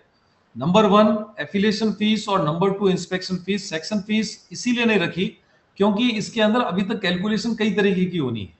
जैसे जैसे हम आगे बढ़ेंगे वैसे वैसे कई बातें, जैसे अभी आप अपनी बातचीत से आया कि थोड़ा इसको अलग तरीके से एंगल से सोच सकते हैं, तो हम लोग हमारी अथॉरिटी के साथ में बात करते हैं। बात करके अगर इसका कोई दूसरा सॉल्यूशन कुछ इसके अंदर हो सकता है तो उसके ऊपर वापस हम इन्फॉर्म करेंगे। फिलहाल फॉर्म भरने में किसी प्रकार की कोई दिक्कत नहीं है। फॉर्म में सिर्फ 2 फीस ले रहे हैं, उसमें कहीं कोई समस्या मेरे ख्याल से कंफ्यूजन नहीं है उसमें। SHA college. जी मैडम आप कुछ कहना चाहते हैं? Ashoka sir, one more thing, हम इंस्पेक्शन फीस जो है ले रहे हैं, लेकिन बहुत खेद के साथ कहना पड़ रहा है कि इंस्पेक्शंस जो है वो नहीं हो पा रहा है कॉलेजेस का।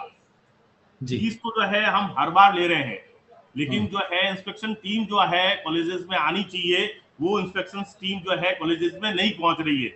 दो वी आर जो है एक्सटेंडिंग और एफिलिएशन टू दोज कॉलेजेस, लेकिन इंस्पेक्शन जो है कहीं कहीं वहां से जो है बिल्कुल एब्सेंट है। इस पे भी थोड़ा सा एक बार जो है ध्यान कीजिएगा। बिल्कुल 100% इसके ऊपर बहुत सिंसियरली इसके ऊपर काम करेंगे। जी थैंक यू। मैडम आप कुछ कहना चाह रहे हैं? हाँ नहीं, मैं राजपूत सर को ये बताना चाह रही थी कि सर हमने लिख दिया है गवर्नमेंट को, ग्रुप 4 में सबको लिख दिया है, और joint general secretary Mukesh Sharma ji से भी पर्सनली बात हो गई है, उनको बता दिया कि इस टाइप से हम पूरा सिस्टम को चेंज कर रहे हैं, तो आपके एडमिशन पोर्टल पे भी उसको पूरे सिस्टम को उनको चेंज करना ही पड़ेगा। तो वो जो सब्जेक्ट्स और सेक्शंस की अपन जो बात कर रहे हैं, मैं उसके संदर्भ में कहना चाह रही थी कि हमने एक बार तो उनको कम्युनिकेट कर दिया है, लेकिन इस मीटिंग के बाद जैसा कि अभी ये जो ज्यादातर गवर्नमेंट कॉलेजेस से ही ज्यादातर ये प्रॉब्लम आ रही है कि आप सब्जेक्ट वाइज ना लेकर स्टूडेंट वाइज ले, तो उसको फिर एक नए वापस से एक नया डायरेक्शन में सोचने की जरूरत हो गई है इसकी, क्योंकि अभी तक तो हम सेक्शंस पर ही चल रहे थे। तो अब जैसे कि हमारी जो है ये नेशनल एजुकेशन पॉलिसी जो है, हम ये चाह रहे हैं कि हम स्टूडेंट फ्रेंडली बने, तो अगर जो है स्टूडेंट ही जो है गायब हो जाएगा इसमें से थोड़ा सा बड़ा कष्ट होगा हमको। डॉक्टर साहब अपन आगे बढ़ते हैं। मैडम बात अपनी हो गई। अभी फिलहाल फॉर्म भरने में सिर्फ 2 फीस ले रहे हैं, उस पर कोई कंफ्यूजन नहीं। और आगे आपकी जो बात है उस बात को बिल्कुल हमने नोट किया। बहुत सही सजेशन है कि क्या हम इसको स्टूडेंट वाइज जा सकते हैं। ये न केवल गवर्नमेंट कॉलेज बल्कि मुझे लगता है शायद प्राइवेट कॉलेजेस के लिए भी थोड़ा सा सुविधाजनक रहेगा। उसके ऊपर हम वापस डिस्कस करेंगे अथॉरिटी के साथ। जी next call. Hello doctor Praveen sir from government girls college Sursagar. जी सर, हमारे यहाँ जैसे आप जो ये सेक्शन वाइज कर रहे हो सब्जेक्ट के अनुसार, ये हमारे लिए पॉसिबल नहीं होगा सर। हमारे यहाँ संस्कृत, उर्दू, इंग्लिश और भी लिटरेचर है जहाँ 10 बच्चे भी मुश्किल से होते हैं सर। तो अगर हम ऐसे केवल हिस्ट्री और पॉलिटिकल की करेंगे तो हमारे वो बाकी सब्जेक्ट के लिए हम प्रॉपर टीचिंग नहीं कर पाएंगे। डॉक्टर साहब ये बात वैसे राजपुरोहित जी ने यही बात की। मेरी रिक्वेस्ट है कि इस बात को नोट कर लिया। हाँ तो सर आपसे यही रिक्वेस्ट है कि जो पहले की बात जो है ना सर, स्टूडेंट वाइज सेक्शन किया जाए, सब्जेक्ट वाइज हमारे लिए पॉसिबल नहीं है। कुछ चीजें ऐसी है कि मेरे चाहने से, आपके चाहने से, मैडम के चाहने से नहीं हो पाएगी। हमें नहीं, ये आपसे रिक्वेस्ट कर रहे हैं सर ताकि आप इसको पढ़ेंगे।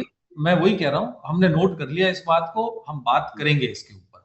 लेकिन आज की व्यवस्था जो है, आज की व्यवस्था तो अभी जो हमारा लॉ पास है वो तो यही है। लेकिन आप देखिए सब्जेक्ट बंद नहीं होंगे। मैं बार बार कह रहा हूँ यही प्रॉब्लम हमारे साथ में भी, हमारे डिपार्टमेंट में तो है ना, यूनिवर्सिटी के अंदर वो कोई डिपार्टमेंट बंद थोड़ी हो रहे हैं। हमारा माइनर भी चलेगा, मल्टी डिसिप्लिनरी कोर्स भी चलेंगे, उसके अंदर वर्कलोड है। आप देखिए तो इसमें मिनिमम और मैक्सिमम कितनी लिमिट होगी सर इसमें सेक्शन शुरू होने के लिए? है ना, प्रवीण बताया ना था अभी, माइनर में कहाँ लिमिट है। और मैक्सिमम मेजर सब्जेक्ट में मैम कितने होंगे तो ही करवा पाएंगे? रिकंसिडर करेंगे, उसको रिकंसिडर कर रहे हैं, कम कर देंगे, है ना। भाई देखिए हमारे यहाँ, हमारे अकॉर्डिंग तो पर सेक्शन फीस है। अब सेक्शन के अंदर आप 20 लोगों से सेक्शन चलाना चाहता है कोई, चलाए, कोई दिक्कत नहीं है। 60 आते हैं तो 60 से चलाए, हमें कोई दिक्कत नहीं है। लेकिन अभी जो आपका सजेशन है कि स्टूडेंट वाइज अगर जाएंगे तो फीस का थोड़ा सा लोड कम होगा, तो इसके लिए मैंने ये कहा कि मैंने एक बार इसको हम वापस एक अलग तरीके से सोच के देखते हैं। फिलहाल फॉर्म भरने में ये कहीं बीच में आपके बीच में नहीं आ रही। अच्छा ओके सर, मतलब इसका मतलब ये सर मेजर सब्जेक्ट जो है उसमें हम एफिलिएशन करवाएं और जो माइनर हम ऐड करेंगे उसके लिए फीस देने की आवश्यकता नहीं है। माइनर तो कुछ भी करने की जरूरत नहीं है, माइनर आप फ्री हैं। 100 मतलब आप कोर्स में ऐड हो जाएंगे सर। सुनिए 100 स्टूडेंट हैं और आपके पास में 7 सब्जेक्ट के अंदर एनओसी है, तो 7 के 7 माइनर हो सकते हैं। माइनर के अंदर 10 स्टूडेंट, 20 स्टूडेंट, 50 स्टूडेंट, आप जैसा चाहे बच्चा कर सकता है।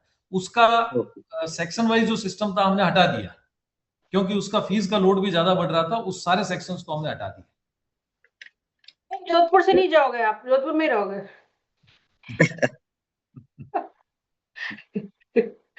अर्जुन सिंह जी। हाँ जी, आवाज सुन पा रहे हैं? बिल्कुल। नमस्कार आसोपा साहब, राजश्री मैम नमस्कार, और सभी साथी जो जुड़े हुए हैं उन सबको नमस्कार। वैसे मैं मैक्सिमम बातें जो सुन रहा था, समस्याएं वो लगभग वैसी है, लेकिन मैं फिर भी एक बार दोहरा देता हूँ कि अभी जो ये आया, हालांकि ये रिटर्न में होना चाहिए था। रिटर्न में होता तो हम बहुत प्रिसाइसली पढ़ के थोड़ा आप लोगों से आराम से डिस्कस कर पाते। चूंकि एनईपी तो अब सभी के लिए एक प्रावधान है, तो आप और हम मिलकर इसको ठीक करें, दुरुस्त करें। और मेरा ये मानना है कि सर ये जो सेक्शन वाली जो दुविधा करी गई है, जैसे सेक्शन 80 का एक सब्जेक्ट का हो दो, जो फ्लेक्सिबिलिटी बच्चे को जो मिलनी चाहिए, एनईपी का जो मूल प्रावधान है कि मल्टी डिसिप्लिनरी हो, फ्लेक्सिबिलिटी हो, बच्चे को दुविधा नहीं हो, तो और जो सब्जेक्ट्स आज इतने सारे हैं, अगर इस पॉलिसी पे अपन चलेंगे तो कुछ ऐसे सब्जेक्ट है जो खत्म से हो सकते हैं। उर्दू है, संस्कृत है, साइकोलॉजी है, इनके ऊपर एक बहुत बड़ा झटका लगेगा। क्योंकि जब बांध दिया इसको सेक्शन में कि 2 लो 3 लो, तो वो ट्रेंड चलेगा और उसमें डिसाइड भी नहीं कर पाएंगे कॉलेजेस। देखिए 3 स्टेक होल्डर्स है, यूनिवर्सिटी है, प्राइवेट कॉलेजेस और गवर्नमेंट कॉलेजेस। गवर्नमेंट कॉलेजेस में तो जैसे कैसे ग्रुप 4 से या जैसे देखिए हो जाएगा, कैसे करना है इसको, फ्लेक्सिबिलिटी होगी, कम ज्यादा करना, वो सब कुछ पॉसिबल है। लेकिन अभी जो समस्या है प्राइवेट कॉलेजेस के लिए सबसे बड़ी, स्टाफ को वो किस तरह से अपॉइंट करेंगे, और 1-2 ही ले ली और बाकी के अगर एडमिशन्स में अगर ऑफर आ रहे हैं बच्चों के तो उसमें हम क्या करेंगे। तो कई यूनिवर्सिटीज फ्लेक्सिबल तरीके से बच्चों की संख्या के हिसाब से उनसे पेमेंट लेती है, मतलब सेक्शंस के हिसाब से ना लेकर के बच्चों की संख्या के हिसाब से अभी भी ले रही है, बहुत सारी यूनिवर्सिटीज ऐसा कर रही है। तो हमें ऐसा करना चाहिए, क्योंकि पर सेक्शन अगर इस तरह से अगर ये डिवीजन कर दिया गया तो मैं बता रहा हूँ प्रैक्टिकली सर, बच्चा हमारे इन प्राइवेट कॉलेज में आज जो लाख से अधिक संख्या है वो सारे के सारे डिसइंटरेस्टेड हो जाएंगे और वो एडमिशन नहीं लेंगे, क्योंकि उनको मालूम है कि आर्थिक बार हमें पढ़ना ऑप्शन हमें मिल नहीं रहा है मेजर का, तो वो क्यों ले। किसी को मेजर अगर संस्कृति पढ़ना उसकी रुचि है या साइकोलॉजी पढ़ना है तो हमारे पास में ऑप्शन होगा नहीं, क्योंकि इतने मल्टीपल ऑप्शन लेने का मतलब एक बहुत बड़ा आर्थिक भार। तो धीरे धीरे बच्चों की संख्या घटेगी। तो एक गोइंग कंसर्न के रूप में एक हम सोचें अगर यूनिवर्सिटी के लिए या हम सभी समेकित रूप से हम सब के लिए, तो मुझे लगता है हमें इसको रिकंसिडर करने की जरूरत है कि हम इस तरह से, क्योंकि एनईपी निश्चित रूप से ये जो मेजर सब्जेक्ट के प्रावधान, माइनर के, मल्टी डिसिप्लिनरी के, एग्जिट एंट्री के सिस्टम के ऊपर बात करती है, लेकिन एनईपी सेक्शन के ऊपर कोई बात नहीं करती, एनईपी फीस के ऊपर कोई बात नहीं करती।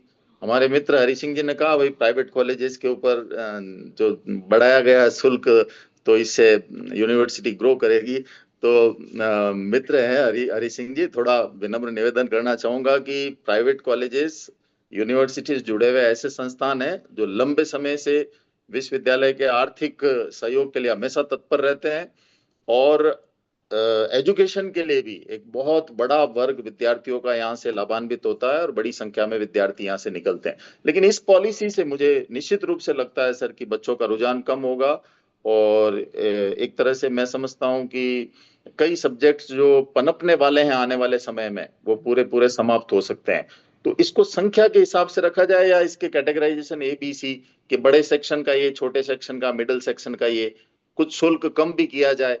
अब इतने मल्टीपल शुल्क से आप समझ लीजिए एक आर्थिक कैलकुलेशन एक दिन करके बैठा तो मुझे लग रहा है कि फिर वो कैलकुलेटर को एक तरफ इसलिए भटक दिया कि ये होगा तो भविष्य प्राइवेट कॉलेजेस का बड़ा मुश्किल है सरवाइव करना। ये मेरी आवाज नहीं है, मल्टीपल जो 300 350 कॉलेजेस है ये उनकी आवाज है, वो सब मिले और साथ ही सभी इसी तरह से बात कर रहे थे।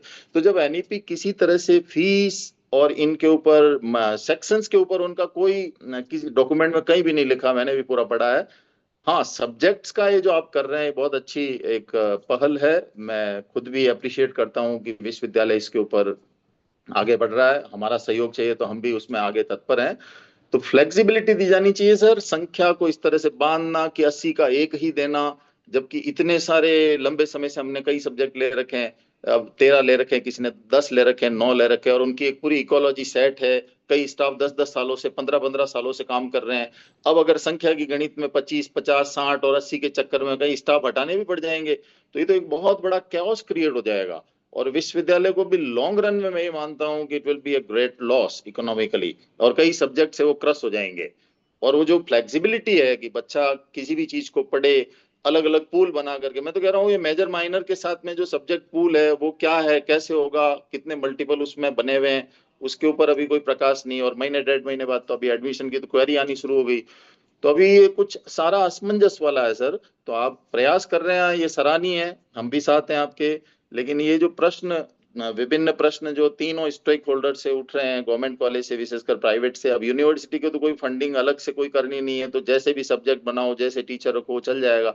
प्राइवेट कॉलेजेस के लिए it will be A great difficulty and the same will be for government colleges। क्या गवर्नमेंट कॉलेजेस के लिए तो समस्या समाधान हो जाएगा। तो सर मैं मेरे आशय को आप समझ गए होंगे, तो इसका समाधान इस दिशा में करने का प्रयास करेंगे हम सभी मिलके, तो मुझे लगता है ये सारी चीजें इम्प्लीमेंट आसानी से हो सकेगी। अर्जुन सर, आप ये कह रहे हैं कि थोड़ा सा कंफ्यूजन है, तो आज सिर्फ एक्चुअली एफिलिएशन को हमने पॉइंट बनाया था, मीटिंग नहीं का। ये बिंदु भी डिस्कस हो रहे थे तो मैंने भी बीच में कर दिया। वो ठीक है, फेयर इनफ, कोई इशू नहीं है, पर मैं वैसे बोल रही हूँ कि मेजर माइनर एमडीसी इसके लिए हम वापस से फटाफट एक और मीटिंग कर लेंगे। एक्चुअली एफिलिएशन में भी बहुत प्रॉब्लम आ रही थी ना, वो नया सिस्टम था, इसलिए आज बिल्कुल भाई इसको एफिलिएशन में भी मैम थोड़ा सा निवेदन है आसोपा साहब से भी और आपसे भी कि एफिलिएशन के अंदर जो पुरानी नई फीसों का जो मसला है उस पे भी थोड़ी क्लैरिटी हो जाए, क्योंकि 12 तारीख को हमें ऑर्डर मिला। अब 12 तारीख से पहले 1 से लेकर 12 तक कई कॉलेजेस ने तो पुराने हिसाब से फीसें भी भर दी। अब उनका क्या दोष है, क्योंकि उनको ऑर्डर ही नहीं मिला किसी तरह का कि फीसें कौन सी भरनी है, कैसे भरनी है। फिर अभी जैसे बात चल रही थी सेकंड ईयर और फाइनल ईयर में पर सेक्शन की फीस, तो उसके ऊपर तो एक स्पष्ट रूप से माननीय न्यायालय का भी एक उसके अंदर स्टे है, वो फीस किसी तरह से नहीं ले सकते। अभी मैं कह रहा हूं कि फीसें विश्वविद्यालय के द्वारा जो ली जानी चाहिए उसको बिल्कुल स्पष्ट तरीके से और पारदर्शी तरीके से डिसाइड होनी चाहिए कि किस पे स्टे है, कौन सी फीसें बड़ी है, बड़ी हुई उसका ऑर्डर कोई प्रिसाइज तरीके से 12 तारीख से पहले तो हमारे पास कोई था ही नहीं, कई कॉलेजेस ने भरवा दी। तो मैं कह रहा हूं कि हम विश्वविद्यालय के परमानेंट स्टेक होल्डर हैं और विश्वविद्यालय ग्रो करे, प्राइवेट कॉलेजेस ग्रो करे, विन विन सिचुएशन हो, ऐसी परिस्थिति क्रिएट हो। अभी ये जो फीस बढ़ा दी गई है, एकदम बढ़ाई गई है। अब 10% का एक प्रावधान होता है, माननीय कुलाधिपति महोदय से भी कई कॉलेजेस ने यूनिवर्सिटीज ने लिख के पूछा तो उन्होंने कहा 10% का इजाफा हो सकता है, बाकी फाइनेंस विश्वविद्यालय अपने स्तर पे रिसोर्सेज क्रिएट करे, नए कोर्स क्रिएट करे, नई परिस्थितियां क्रिएट करे, कंड्यूसिव एनवायरमेंट हो जहां से ये सब चीजें हो सके, तो वो होना चाहिए। नए अभी मैं कह रहा हूँ हमारे पास में कितने सर्टिफिकेट कोर्स है, उसका भी एक पूल होना चाहिए, कई तरह के डिप्लोमा सर्टिफिकेट कोर्स जो प्राइवेट कॉलेजेस भी चला सके, पर सर्टिफिकेट कोर्स एक एफिलिएशन फीस उसकी अलग से ली जाए। तो इस तरह के पॉजिटिव जो सोर्सेज हैं जिनसे हम रेवेन्यू जनरेट विश्वविद्यालय के लिए कर सकते हैं, और प्राइवेट कॉलेजेस में भी बच्चा एडमिशन लेके स्किल बेस्ड कोर्सेज से उसका प्लेसमेंट होगा, कहीं जॉब लगेगी। तो ऐसी चीजें जो एनईपी में है कि स्किल बेस्ड काम हो, जॉब में उसको ओरिएंट करें। अब ये सारी हम थ्योरी की बातें कर रहे हैं, आज जो वोकेशनल ओरिएंटेशन बच्चे का होना चाहिए, आज कोरिया जैसे देशों में 95% वोकेशनल एजुकेशन, एक बेरोजगार नहीं होता है। तो ये हिस्ट्री पॉलिटिकल साइंस की इस थ्योरी को पढ़ा के हम आने वाले 10 साल बाद में, 5 साल बाद में कोई बहुत ज्यादा जॉब नहीं क्रिएट कर पाएंगे। अभी जो सिनेरियो आ रहा है उसमें job create 98% market private segment में, उस प्राइवेट सेगमेंट में क्या स्किल बच्चे को देकर के हम प्लेस करें, विश्वविद्यालय में भी ऐसा माहौल बने, मल्टीपल तरह के जो कोर्सेज हो। 6 महीने, आज मैं बता रहा हूँ यहाँ से डिग्री किया हुआ बच्चा 6 महीने 2 महीने का कोर्स विदेशों से करके फिर वो एम्प्लॉयबल बन रहा है। तो हमें थोड़ा सा इसके ऊपर प्रयास करना चाहिए। आप जैसे सभी जो बुद्धिजीवी हैं मिलकर के प्रयास करेंगे, और हमारा निवेदन है कि हमें भी थोड़ा शामिल इसमें किया जाए कुछ चीजों में, क्योंकि हम आपके साथ जुड़े हुए स्टेक होल्डर्स हैं। जहां भी हमारा कोई योगदान हो सकता है, या आप हमें काम दीजिए कि सर इस पे ये है, आप अपनी एक्सरसाइज करके दीजिए, तो हम निश्चित रूप से, हमारे पास भी एक 8-10 लोगों की अच्छी टीम है जो पूरा वर्कआउट करके बहुत सारी चीजों में अच्छा करके देगी, क्योंकि बहुत सारे लोग अनुभवी है। सर आप कुछ कहना चाहेंगे बारे में? जी डॉक्टर साहब, बहुत बहुत धन्यवाद। वैसे मुझे ऐसा लगता है कि हम लोग कम से कम इस बात के ऊपर तो एकमत है और मानसिकता में भी है कि एनईपी को जितना अच्छी तरीके से हम लागू कर पाए, सरकार की भी मंशा है और हमारी भी मंशा है, समय की भी डिमांड है कि स्पेशलाइज्ड चीजें सारी हों। एक बात तो एनईपी के अंदर ये बिल्कुल ठीक है कि बच्चों को जितना हम ऑप्शंस दे पाएंगे उतना बच्चों के लिए अच्छा है। ये बात आज के जो डिस्कशन से हमारे बीच में ये एस्टेब्लिश हो गई और हम इसके ऊपर काम करेंगे, ये बिल्कुल ठीक बात है। दूसरा, एनईपी के अंदर जैसे अर्जुन सर ने कहा कि भाई फीस का नहीं लिखा, सेक्शन का नहीं लिखा। एनईपी स्कीम होती है, स्कीम सिर्फ एजुकेशन की स्कीम बताती है। फीस वगैरह ये सब यूनिवर्सिटी का काम है, फीस कितनी होगी, सेक्शन क्या होगा, ये गवर्नमेंट आगे से आगे रूल्स रेगुलेशंस आगे बनते रहते हैं, उसमें कभी भी कोई मेंशन इतना नहीं होता है। तीसरी चीज जैसे स्टाफ है, स्टाफिंग की देखिए, ये जो छोटे सब्जेक्ट हैं, उर्दू है, संस्कृत है, मैं बार बार कह रहा हूँ ये प्रॉब्लम सिर्फ गवर्नमेंट कॉलेज, प्राइवेट कॉलेज की नहीं है, ये हमारे सामने भी है। हमें इस चीज को समझना पड़ेगा कि जैसे हर डिपार्टमेंट की एक सैंक्शन स्ट्रेंथ है। हमारे मान लीजिए संस्कृत डिपार्टमेंट की sanction strength 3 assistant professor, 1 associate professor की है, और 80 पीरियड ही उनकी टोटल वर्कलोड बनता है। तो कुछ भी हो जाए, उनका एक सेक्शन से ज्यादा वो 3 साल के अंदर, सिंगल सेक्शन से ज्यादा वो नहीं चला पाएंगे हमारे यहाँ पे। तो हमने उनको एक सेक्शन ही दिया है कि आप अपना रेगुलर सेक्शन एक चला सकते हैं, इसके अलावा नहीं हो पाएगा। हाँ, उन्होंने माइनर प्रपोज किया है। माइनर में क्या होता है कि अब जिससे फिलोसॉफी वाले हैं या एमडीसी के अंदर कॉमर्स वाला भी संस्कृत ले सकता है, जब मल्टी डिसिप्लिनरी कोर्सेज जो 3rd सेमेस्टर और 5th सेमेस्टर में आगे आएगा। तो ऐसा कोई सब्जेक्ट नहीं है, माइनर सब्जेक्ट खत्म होने वाला है। अपने दिमाग से इन सारी चीजों को हम सभी को निकाल देना चाहिए। हर सब्जेक्ट की इंपॉर्टेंस है, क्योंकि माइनर सब्जेक्ट अपने ही डिपार्टमेंट के दूसरे माइनर सब्जेक्ट लेने हैं अपने को, वो 3, 4, 5, 6 सारे जिंदा रहेंगे, उनका वर्कलोड एज इट इज रहेगा। इवन बीए वाला व्यक्ति जब मल्टी डिसिप्लिनरी कोर्स में जाएगा तो वो बीएससी का सब्जेक्ट ले सकता है, इतनी छूट है उसको। तो अगर आपका बीएससी का भी कोई टीचर है तो उसका भी 3 पीरियड का वर्कलोड उधर जाएगा। अभी सारी चीज को हम इसलिए मिक्स नहीं कर रहे हैं क्योंकि फिर क्या होगा, अगर हम स्कीम को मिक्स कर अगर अभी समझने लग जाएंगे तो फिर हम सेक्शन और अभी जो फॉर्म भरने वाली प्रक्रिया है वहां पे कहीं पे हम बाधित हो जाएंगे। एक बात बिल्कुल, एक चीज और मैंने अर्जुन जी से पहले भी निवेदन किया था, अगर कोई भी प्राइवेट कॉलेज वेल एस्टेब्लिश है, अच्छे संस्थान है, और अगर वो ये चाहते हैं कि हम वोकेशनल कोर्स, कोई certificate course, diploma course, PG diploma course जो यूनिवर्सिटी ने अभी तक अप्रूव नहीं किया है, और आपकी ओर से आप कोई सिलेबस बनाना चाहते हैं, तो आप उसको एक अपने प्रपोजल के साथ में सिलेबस बना के अगर आप भेजेंगे तो हम उसको भी पास करने की कोशिश करेंगे, पास करेंगे, चाहे यूनिवर्सिटी ना चलाए, लेकिन आपको लगता है कि हम चला सकते हैं तो ऐसे प्रपोजल आप निश्चित रूप से भेजें, हम उसको आगे बढ़ाने की कोशिश करेंगे। क्योंकि हम और आप मिलके कई सारी चीजें ऐसी है कि क्योंकि हमारी भी लिमिटेशंस हैं, आप अगर फ्री हैं और कुछ कर सकते हैं नई चीज तो आप उसमें प्रपोजल भेजें, हम उसको आगे बढ़ाएंगे। एक बात बिल्कुल सही, ठीक है, अब जो अपन सेक्शन वाइज फीस की थी ये एक्सपेक्ट हमने भी किया था, इसीलिए आप देखिए एफिलिएशन फॉर्म के अंदर कोई सेक्शन फीस नहीं रखी। इसीलिए नहीं रखी क्योंकि ये समस्याएं हमने पहले से एक्सपेक्ट की थी कि प्रॉब्लम्स आएंगी, इसलिए फिलहाल सिर्फ हम डेटा डाल रहे हैं। डेटा डालने के बाद में जब इंस्पेक्शन है तो उस समय मुझे लगता है इसको हम पूरी तरीके से रिव्यू करेंगे कि भाई स्टूडेंट वाइज फीस के ऊपर जाएंगे तो आप लोगों को थोड़ी सी छूट भी मिलेगी, बच्चों को भी इसके अंदर थोड़े से ऑप्शंस ज्यादा मिलेंगे। इसके ऊपर हम बिल्कुल नए सिरे से बैठकर इसके ऊपर बात करेंगे। और अपना पर्पस भी नहीं है कि अभी कोई फीस 100 रुपए है और हम 1000 रुपए कर दें। इस चीज को समझ पा रहे हैं कि एकदम बहुत ज्यादा फीस बढ़ना भी मुश्किल होता है, लेकिन रेशनल फीस इतना, चलो इसके ऊपर अपन फीस के ऊपर और बैठकर अर्जुन जी से और बात करनी है, हमें हम अलग से बैठ के इसके ऊपर बात करेंगे। और ये एक सौरभ खत्री सर जी,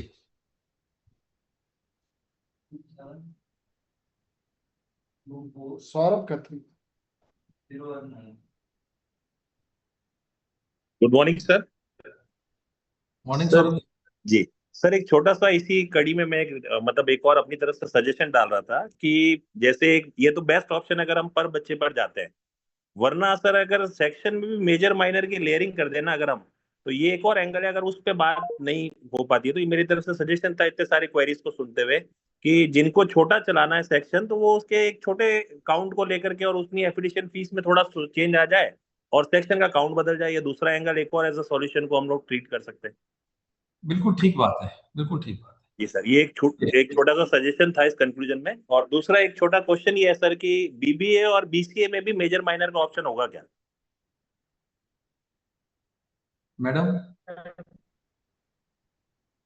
हाँ सर, हाँ सर। सर मैं कह रही थी कि इसमें बीसीए में तो है, लास्ट टाइम में आपने ये पूछा था लकी इंस्टीट्यूट से ना? जी ma'am, doctor Saurabh Khatri department head हूँ मैम। हाँ, तो अर्जुन सर कहाँ से थे? हाँ मैम, वो भी सर है, प्रिंसिपल है हमारे सर। मतलब सही है मैम। बीसीए मैं देखता हूँ तो थोड़ा सा इसलिए स्पेसिफिकली बीसीए को कोट करते हुए पूछा मैंने कि बीसीए में है, बीसीए में मेजर माइनर होगा। अब होगा ना मैम 6th सेमेस्टर में, मतलब 5th 6th सेमेस्टर में। नहीं 5th 6th में कहाँ से होगा, फर्स्ट सेमेस्टर में होगा ना मेजर माइनर। हाँ फर्स्ट आप कंफ्यूज ना हो, ये जो स्कीम आएगी 26-27 से नई स्कीम है, जो पुरानी चल रही है वो अलग है।